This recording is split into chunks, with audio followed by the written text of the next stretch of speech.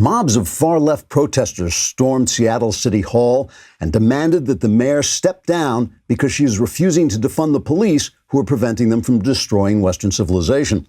Protester Dirtbag Moron, not his real name, told reporters, quote, "Sure, we can rampage violently through the halls of government, but as long as there are still police around, we can't rape and kill with impunity. How is society supposed to have justice when there are still people with the privilege of not being terrorized?" Unquote.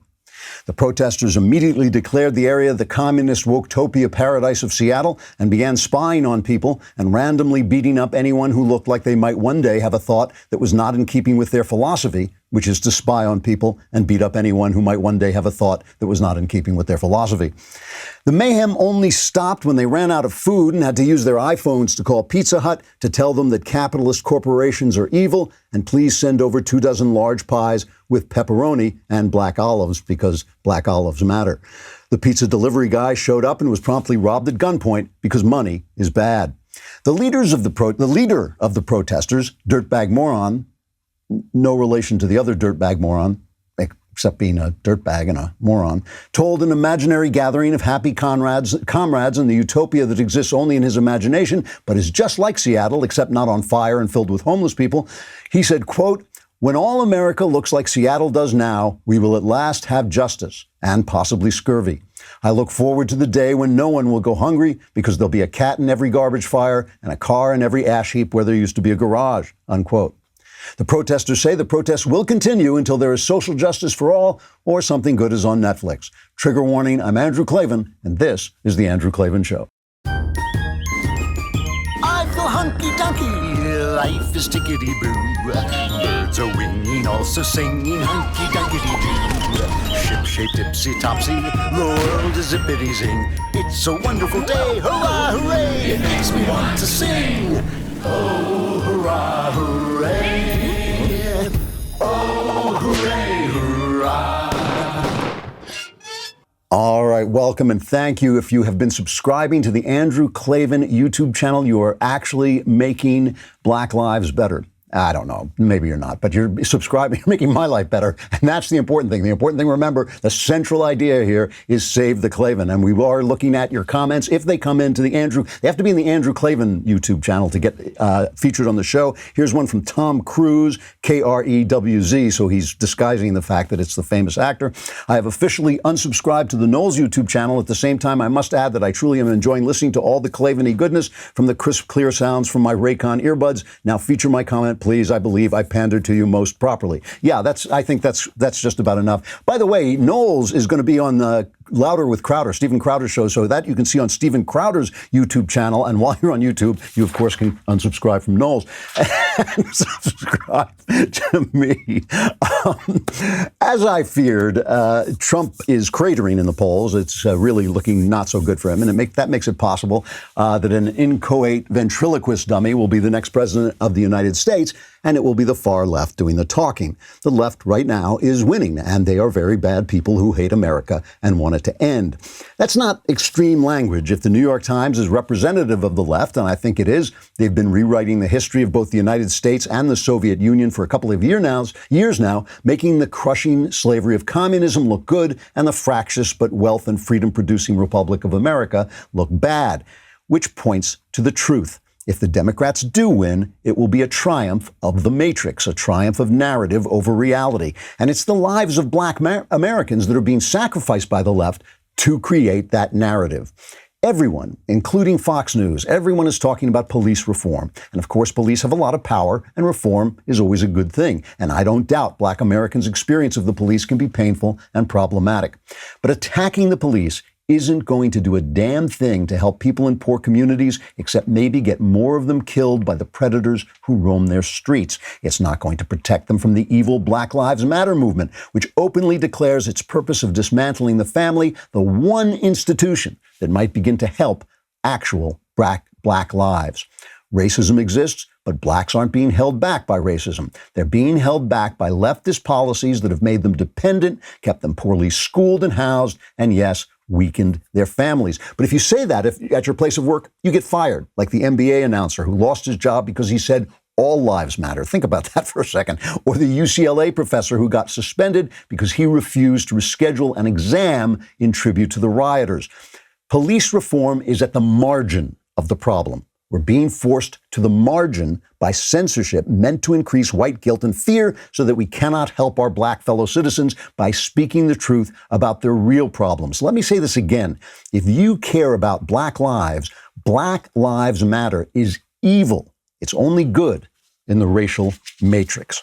All right, let's talk about ancestry DNA. This stuff is really fun. It really is fun. There's a lot of stuff you learn. You can learn about history. I mean, obviously, we know about the familiar events of World War II, but there are a lot of stories behind the stories, the skill and bravery of the Tuskegee Airmen, an all-African-American squad of fighter pilots. We had one of them on the show, one of the very, very few times I've been overawed by meeting somebody. The incredible women who trained to become pilots and mechanics, the Japanese-American battalion that became one of America's most decorated units despite discrimination.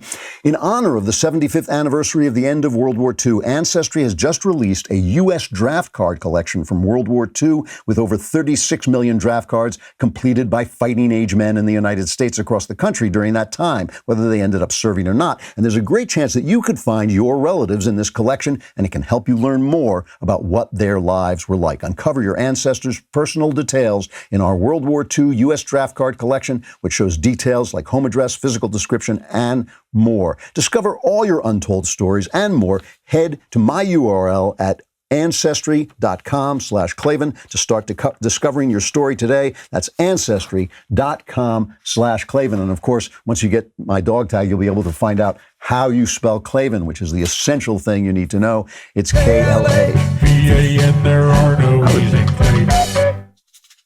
I was going to say that. I knew that. Christopher Rufo is a contributing editor, my colleague at City Journal, and he's a terrific writer and a brave writer, and he lives in Seattle, and he wrote a description of what happened. And I want to read some of it to you so you don't just have ideas in your head that you're seeing on Twitter. He says, Seattle's hard-left secessionist movement has claimed its first territory, 6 blocks in the Capitol Hill neighborhood. For the past week, Black Lives Matter and Antifa-affiliated activists have engaged in a pitched battle with Seattle police officers and National Guard soldiers in the neighborhood. Hoping to break through the barricade, protesters attacked officers with bricks, bottles, rocks, and improvised explosive devices, sending some officers to the hospital. At the same time, activists circulated videos of the conflict and accused the police of brutality, demanding that the city cease using tear gas and other anti-riot techniques. So it's not just violence, it's the matrix. It's creating this narrative to make it seem like it's the police doing the bad stuff.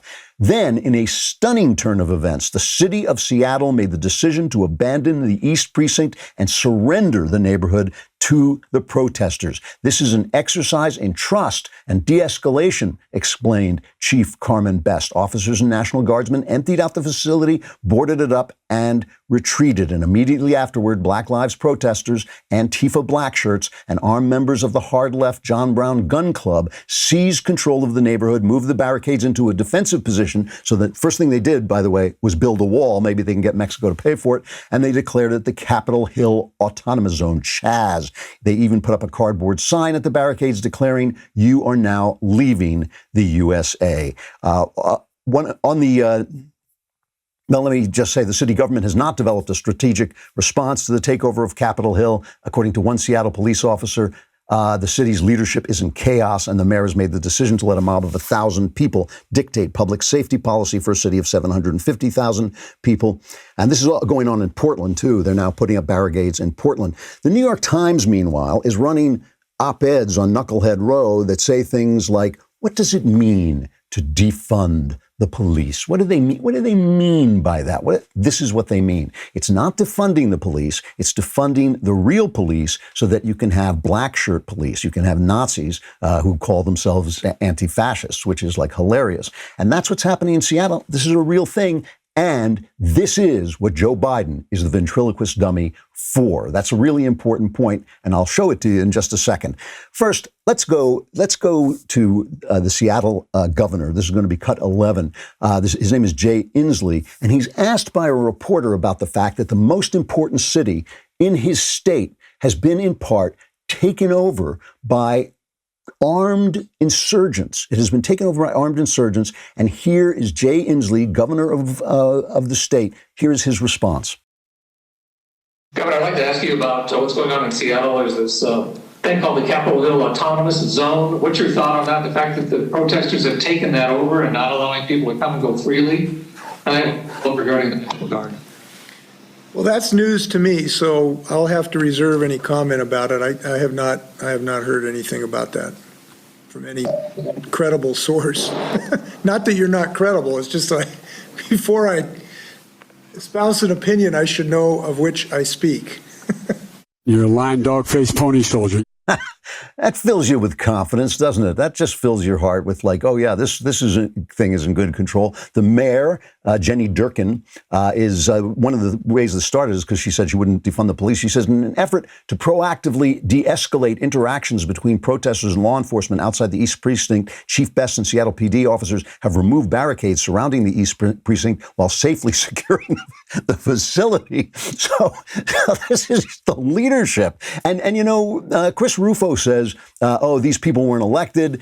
This is now control of a major part of a major city by people who are unelected. They were elected. They were elected when you elected people who let them take over. They were elected when you elected people who let them take over. And one of them is a woman named Nikita Oliver, a radical activist and a former mayoral candidate. After night fell, and this is Rufo again, after night fell and a light rain began falling, she spoke to the crowd and outlined the ideological commitments behind the occupation. We need to align ourselves with the global struggle that acknowledges that the United States plays a role in racialized capitalism. Racialized capitalism is built upon patriarchy, white supremacy, and classism, and of course has made the world richer than it's ever been. But let's not say anything about that. And of course, was also great for Black lives until we were convinced to shut down the economy for months and months and months. There is also this guy, a rapper.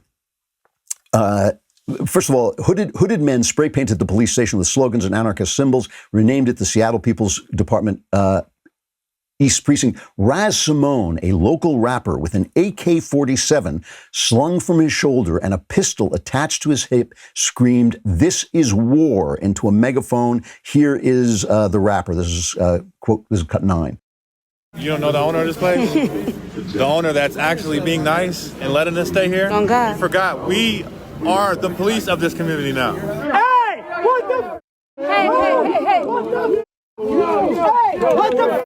Back up. Yo, please. Stop. Oh, you got someone coming in 15 minutes? I just said 15 minutes. You talking about 15 minutes? What the f you talking about? Don't be talking no threats around here, man. Don't be saying no threats. I'll blow your brains out. Don't do that. This is a guy, they're beating people up, they're questioning people, they're demanding tribute money to let people get to work. You know, they didn't want to defund the police. They wanted to be the police. And when they become the police, they, of course, are Nazis. They're not. These are Nazis. That's what they are. They're Nazis. You know, the fact that they put forward socialism as some kind of weird utopian idea that's going to work this time doesn't stop them from being Nazis. They're anti-Semites. They're, you know, racist. They're incredibly violent. They're not in favor of democracy or election. They're not in favor of free. Remember, capitalism isn't really an ism. It's just people trading freely, so they're not against. So they're not in favor of that either. Meanwhile, opinion among white liberals seems to be shifting toward this evil movement, Black Lives Matter, and of course that is what I was talking about before and warning you about before, which is the Stockholm syndrome. I mean, people feel like they've been held hostages, and remember this COVID lockdown, this Chinese flu lockdown, and this happening now is all part of the same thing.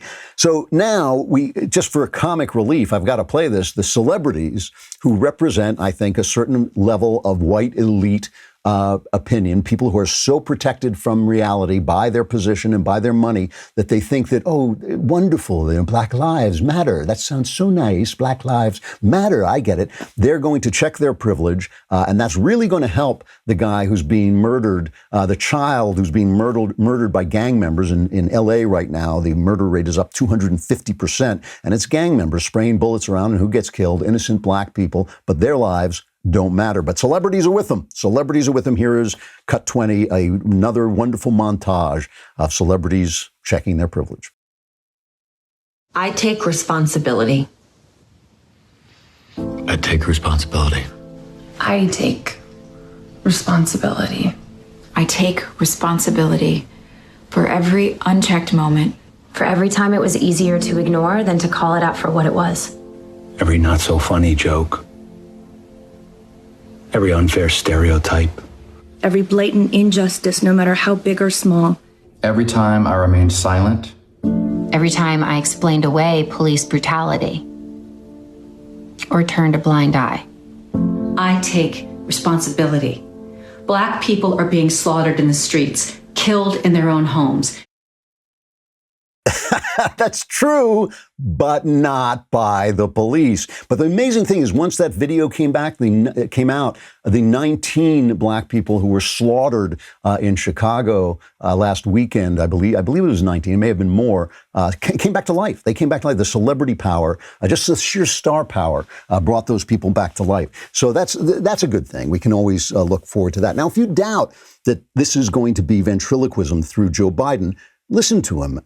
This may run over a little bit, but this is Biden on the police, says cut 15. I don't believe peace should be defunded, but I think the conditions should be placed upon them where departments are having to take significant reforms relating to we should set up a national use of force standard. If they don't sign on to it, then in fact they don't get any of the federal money.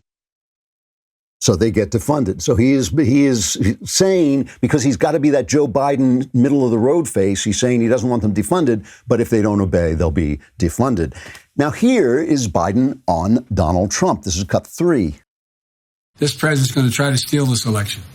This is the guy who said that all mail-in ballots are fraudulent, voting by mail, while he sits behind the desk in the Oval Office and writes his mail-in ballot to vote in the primary.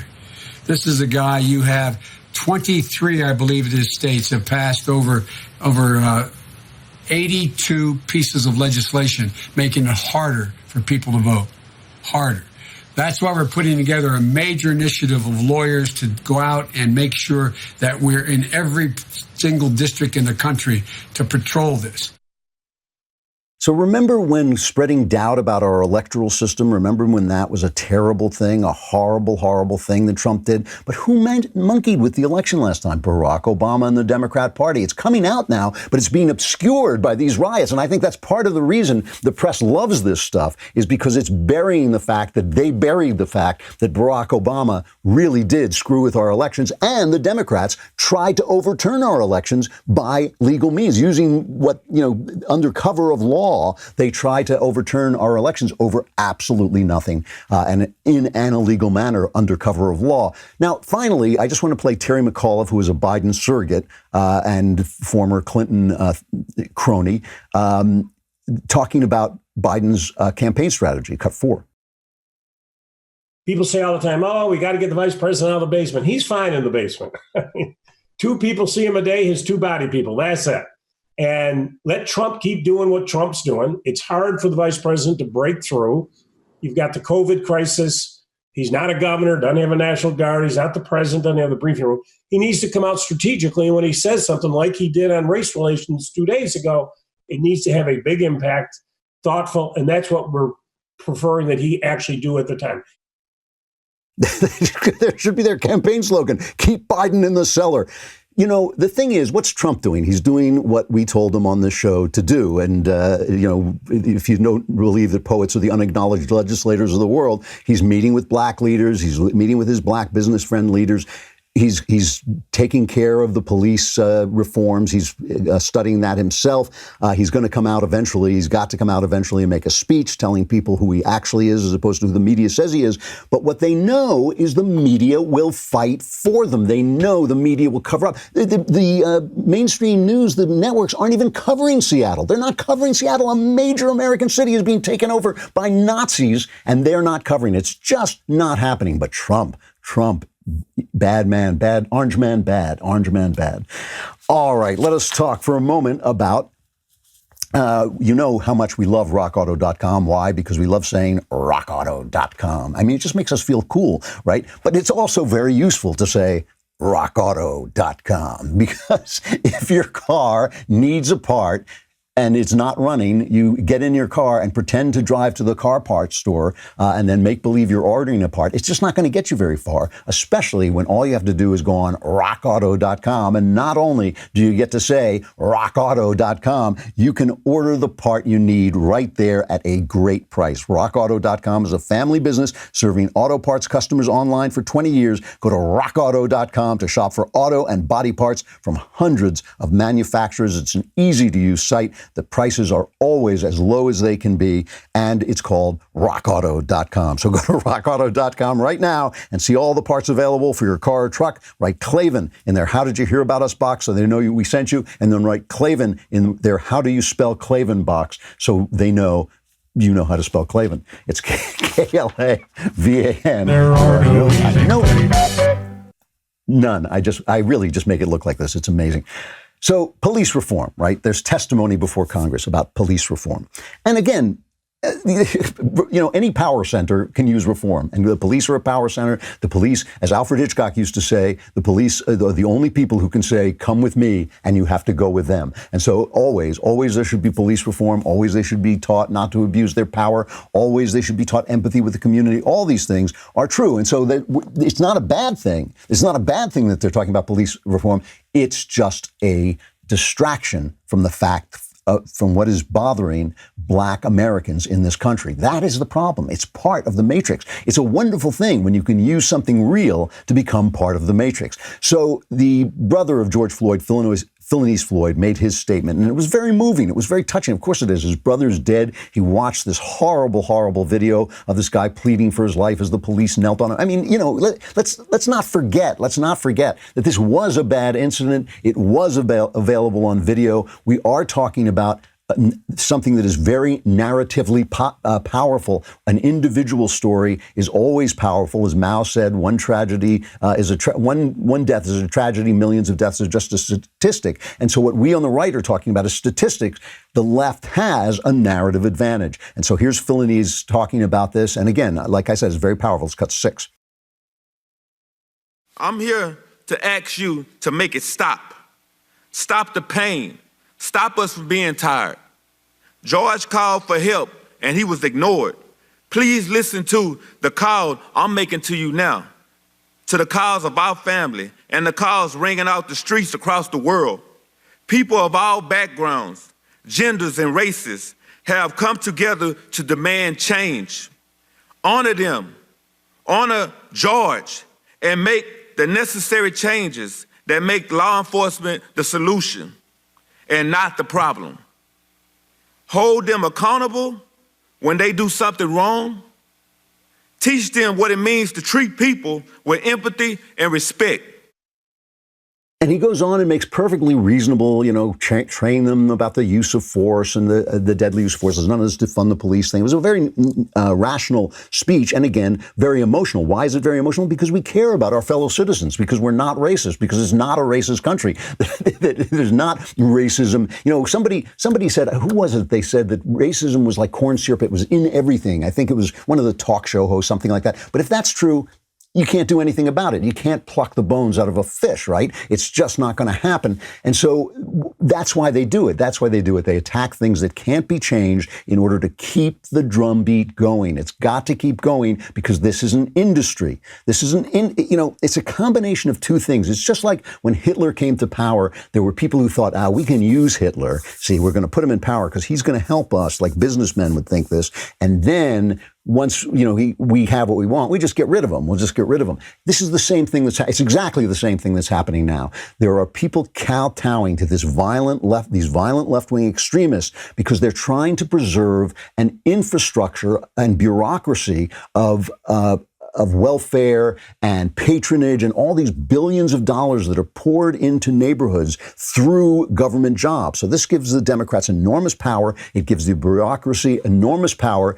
It keeps Black people enslaved to these handouts. It keeps them dependent. It keeps them mediocre. It keeps them in their neighborhoods. And meanwhile, their schools are terrible. Their public schools are just awful. That too is the teachers union that is such a big backer of the Democrat Party. So it's all all like an illusion, but it's not created out of nothing. It's created out of real problems that the Democrats have fostered and maintained all these 55 years since the Great Society began. And so when this man gets up and he talks, I feel it. I feel his pain. I feel his suffering. Why? Because I'm an American. He's an American. And I understand that this is a bad thing, but it's still using narrative, an emotional narrative, to drive us away from the center of the problem, which is families, which is education, which is jobs, which is faith and morality, and the things that make lives work for white people. They make things work for white people, but we don't want to tell black people about them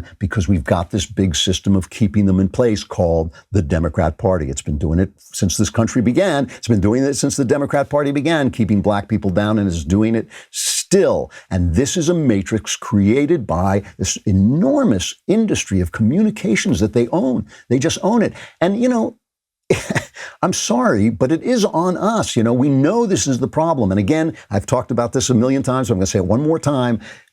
Trump is the only guy who understands that this is the issue. Everybody else is saying, oh, well, don't say that, because they're afraid of getting sued. They're afraid of losing sponsors. They're afraid of all the things that happen to you when you tell the truth about black people in America. When you say that Black Lives Matter is evil, you lose your sponsors. When you say that Black Lives Matter is evil, you lose your sponsors. So you are rewarded for calling good evil and evil good. And the only guy who gets this is Donald Trump. And the very traits that make him able to stand up to it are the very traits that make him a very unappealing guy to a lot of people. And yes, are his words taken out of context? And yes, do they lie about him every day? They sure do. They lie about it. It's insane. I mean, I don't know how they live with themselves, the way they misrepresent what he does and who he is, but still, his character, his personality, the way he speaks is very, very off-putting to a lot of people. And he plays in the very fact that he fights back against them the way he does, that he has that character, is also the same thing that makes him so unappealing.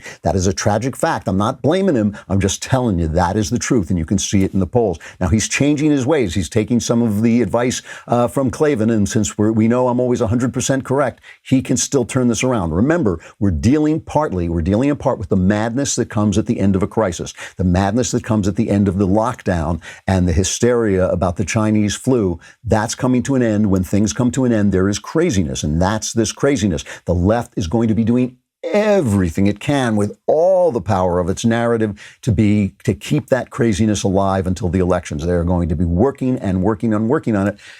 If we sent him there to be the voice that talks back, he can't hide in the White House. He's got to come out and talk. He's got to be visible all the time. He's going to start doing his rallies again, and that's a good thing. And of course, it's going to be hilarious. The whiplash you're going to get as suddenly a Chinese flu becomes dangerous again is going to be hilarious. That's just, wear one of those neck braces. But look, every now and again, somebody else speaks. There was a lady named Angela Underwood Davis, whose brother is a police officer who was murdered, which happens about twice as much as unarmed people being murdered, and about 5 times as much as black unarmed people being killed by the police, right? That happens a lot more. And she went before Congress, and this is what she had to say about her brother, a dead police officer.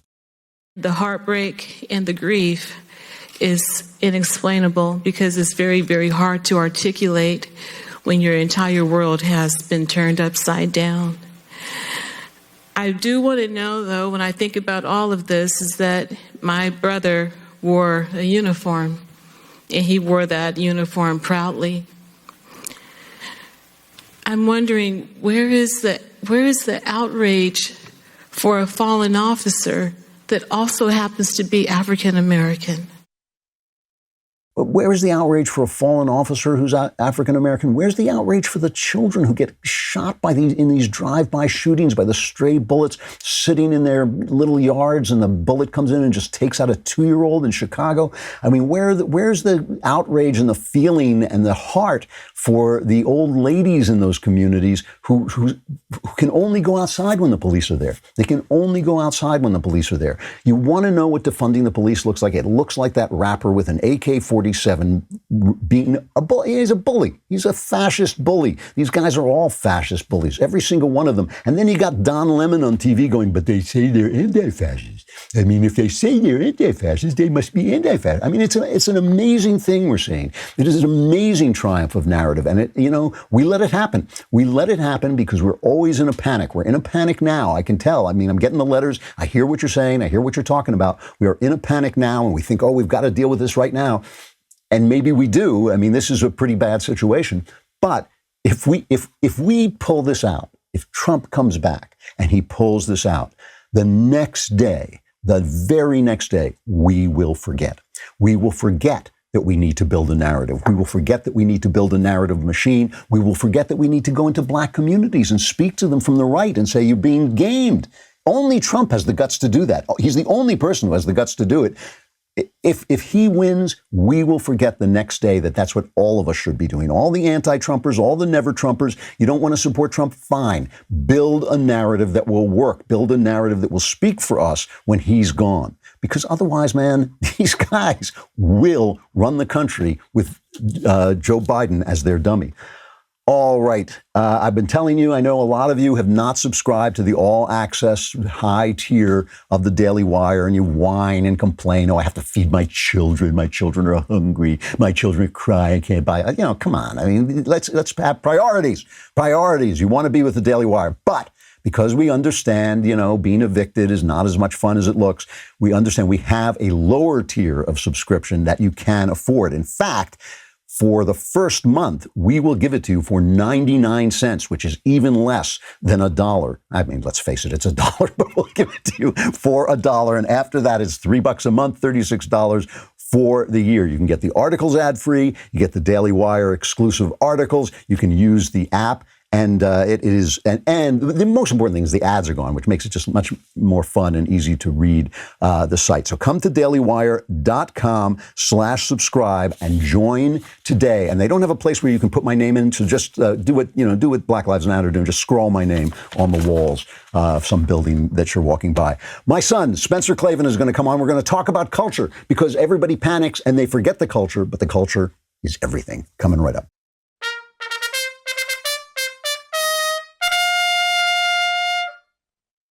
All right. Who is Spencer Klavan? They give me a little thing that I can read off so I know who Spencer Klavan is. So you talk about the dissolution of the American family. You're watching it right here. I have to read his introduction off a sheet.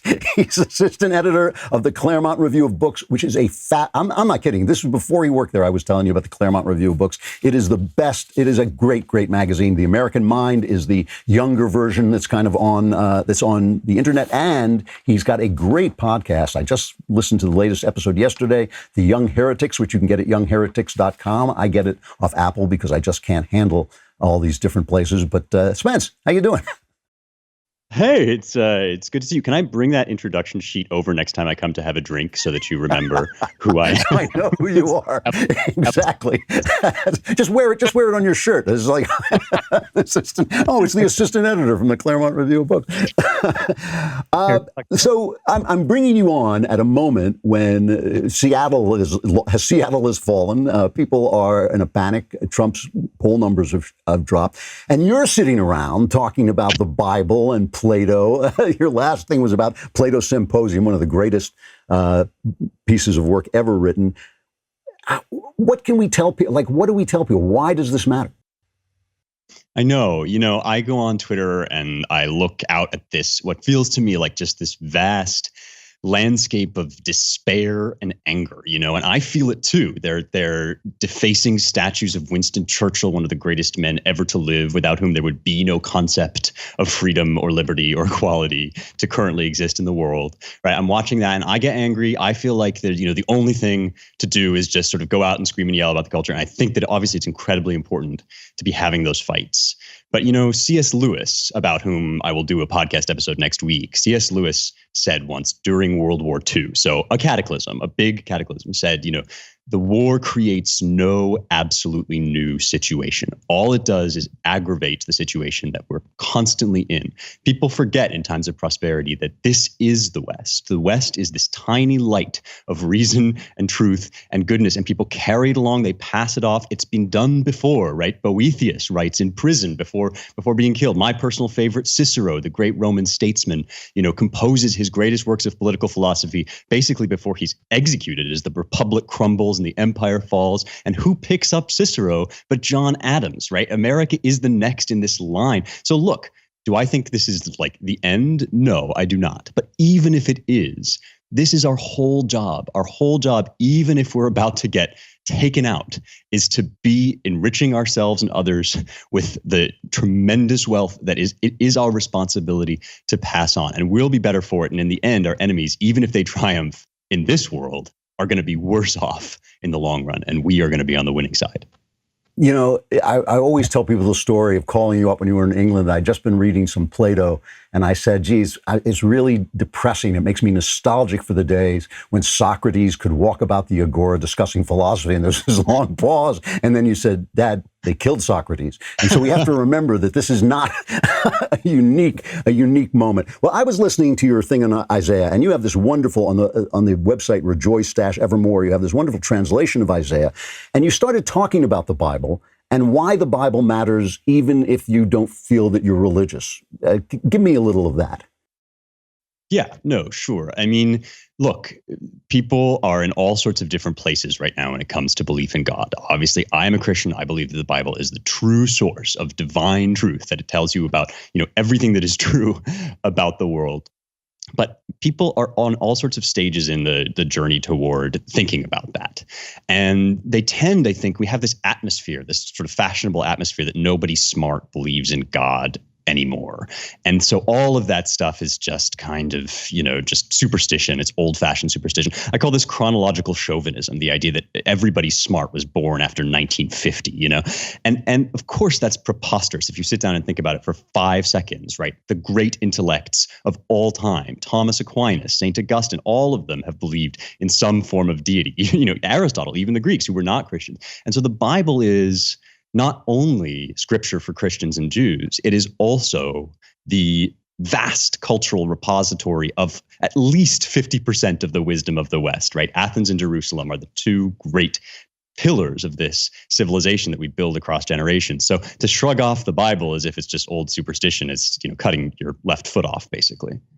And I'm always talking about narrative and the way they build narrative, and they do exactly what you say. They kind of make you feel like you're a dope if you believe in this stuff. And science has done, they have that word science, which now means absolutely nothing. And they say, well, science has proved it. Guys have been writing to me and saying, we've now proved that there was no exodus of the Jews. There was no Moses. I mean, this is the kind of thing, they made fun of that guy Schliemann when he said there was really a Trojan War. And then he discovered Troy. So, I mean, this kind of dismissive attitude they take is really narrative building. It's a way of making you feel like you shouldn't open your mouth. So you were talking about the Greeks, talking about things coming from Athens and Jerusalem. And you did this show. I thought it was unbelievable. This is, again, your show, Young Heretics at youngheretics.com. And you did a thing on the Symposium, which is just a beautiful, beautiful book. My son, by the way, began translating it for me, but he never sent me the rest of his translation. I just want to bring that up. Just to what's that? Neither of us is dead yet. It's going to happen. Yeah. You don't want to cut it too close, though. But the thing is, you talked about this as a story about love. It's about people making speeches about love. And you talked about it in relationship to Sigmund Freud, which I thought was a really interesting point. Yeah, people always think that, or we tend to assume that Socrates in Plato's dialogue is basically just Freud before there was Freud, because Freud has so obsessed us that that's all we can think about. And Freud's idea is basically that everything just boils down to sex, right? Everything boils down to your animal urges and all of the other stuff that you do, all of the romantic love that you profess and all of the institutions and the civilizations that we build. It's all just kind of a substitute for our sexual desires called sublimation. theme. And Plato talks about sexual desire as if it were part of this bigger thing. So people think that he's talking about sublimation. Well, everything is just sex. But in fact, it's the opposite. It's a much deeper view in Plato, which is that your sexual drive and your romantic love is just the first part, the tip of the iceberg to this enormous force that animates the entire universe. And so, Freud makes us stupid. Freud makes us think that, everything that we do is just disguised for some animal impulse, which totally erases all of the color out of the world. And Plato says, no, that color is real, and your romantic love is the first step to it. It's the first step on the road to this sort of vast, immortal, eternal love that animates the whole world. So when you talk about Athens and Jerusalem, these are not like two separate streams. I mean, because that doesn't sound quite like Christianity, but it sounds like it has a relationship with Christianity. And I've heard Plato called one of the prophets before the prophets, one of the prophets before Jesus. What is the relationship between Plato and Christianity? Yeah, this is really important because Christians can get a little bit antsy about listening to the Greeks, right? Because they're pagans. They're before Jesus, and people sort of feel like, oh, well, and also their ways are very different from ours. I mean, I talk about this in the symposium episode. So Christians who are very rightly defensive of their Christian orthodoxy are worried about learning from anything outside of the Bible. But in the Bible, Isaiah, my favorite prophet, whom I'm translating, Isaiah says that one day through the Messiah, all of the different nations, not just God's chosen people, the Jews, but all of the different nations are going to come flocking to God's mountain, bringing all of the stuff that they've made, all of their, gifts and their talents and the works of their hands. And I think that is this tremendous image for the fact that, God created the entire universe, and that everybody who sees wisdom is getting this kind of like half inkling of God. And that's what I love about the Greeks. They haven't got Jesus, so they haven't sort of seen what I think is the full picture, but they're so profound in their wisdom that they're like tapping up against the glass, And so Plato has this thing that you kind of transcend your body, you move beyond your body to eternity, that once you get past your sexual desires, then that leads you into this deeper, higher, more profound love, and you can kind of forget about your body. It doesn't really matter what you do, what sex is, how you do sex, or whatever. And I think that the Christian genius is to take that, because of course Plato was a tremendous influence on people like Augustine and the Christians. The Christians took that profound insight that your sexual drive and your romantic love is one step up the ladder toward eternal love. And it says, but you can't leave your body behind because you're in your body. This is the incarnation, right? You transcend your physical desires to understand the deeper and the higher love. But then it matters very much what you do with your body. This is why we care about sexual ethics, is because then in your body, you have to embody all of that stuff that you've learned from the transcendent love. So you don't leave your body behind. You sort of take from the wisdom of God and live it out in this physical jar of clay, we call it. And they knew this. I mean, they knew that they were in dialogue with the Greeks. It wasn't like an accident. They didn't bump into each other. They knew that these were two cultures coming together. Yeah, no, absolutely. And this is just, the Christians. So Augustine, for example, right, basically just converts almost through Plato. He almost sort of learns, to reach God and to come to Christianity by reading certain books of Plato, he says at a certain point. And this is, tremendously important, because there have been some, like Tertullian is a good example of somebody who says, what has Athens to do with Jerusalem? Sort of why does it matter, that we should listen to these kind of stupid old Greeks who didn't have the Bible? But many of the other Christians throughout history, Augustine and Aquinas, have known that the Greeks have wisdom that they are basically fulfilling, that Christ fulfills the wisdom of even the Gentiles.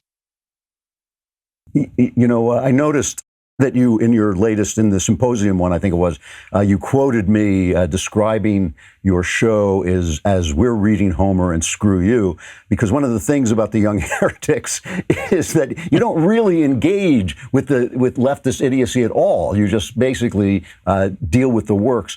That's a revolutionary act, isn't it?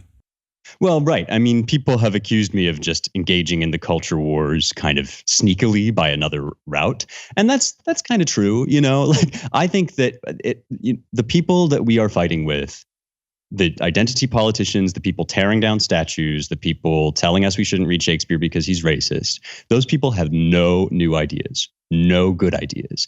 And so when we get caught in this trap that we have to engage with them, we have to take account of their ideas, even so that we can refute them. But that leads us down this rabbit hole of just trying to argue with idiots who are not arguing in good faith, right? They're not arguing to sort of learn from us and we learn from them. We sort of have a discussion. They're arguing to tear our civilization apart. That is why they are doing what they are doing. That is why they say everything they say. Even if they point out something true, they're saying it so that you'll get distracted and they can punch you in the jaw. That's what we're dealing with. So the point of Young Heretics is kind of, look, I mean, we have to fight that fight. We have to figure out a way to win that fight. But we also have to not let it be our whole world, because these fights are going to be over one day, and our lives on this earth are going to be over. They will be as the life of a gnat compared to our infinite lives in heaven and in the world to come. So we better be talking also about the stuff that is going to endure. Spencer Klavan, I don't know how you spell that, but he is the assistant editor of the Claremont Review of Books. He is the host of the Young Heretics at youngheretics.com. He's the financial support of his elderly parents. He doesn't know that yet, but he actually is. Spencer, it's great to see you. Come by and have a drink, and I will talk to you soon. Awesome. All right, we lost camera there for a minute, but at least you could hear what he was saying. I got to stop there. It is the Klavanless weekend. The Klavanless weekend is upon you. I don't know how to, comfort you in your distress. It's going to be dreadful. It's going to be dreadful. But survivors, those few of you who make it through, can gather here on Monday. I'll be here. I'm Andrew Klavan. This is The Andrew Klavan Show.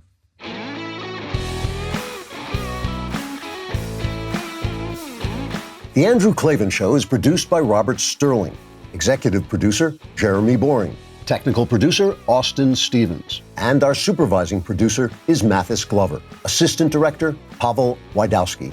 Edited by Adam Sayevitz. Audio mixed by Robin Fenderson. Hair and makeup is by Jesua Alvera. Animations are by Cynthia Angulo. Production assistants, McKenna Waters and Ryan Love. The Andrew Klavan Show is a Daily Wire production. Copyright Daily Wire 2020. If you prefer facts over feelings, aren't offended by the brutal truth, and you can still laugh at the insanity filling our national news cycle, well, tune in to The Ben Shapiro Show. We'll get a whole lot of that and much more. See you there.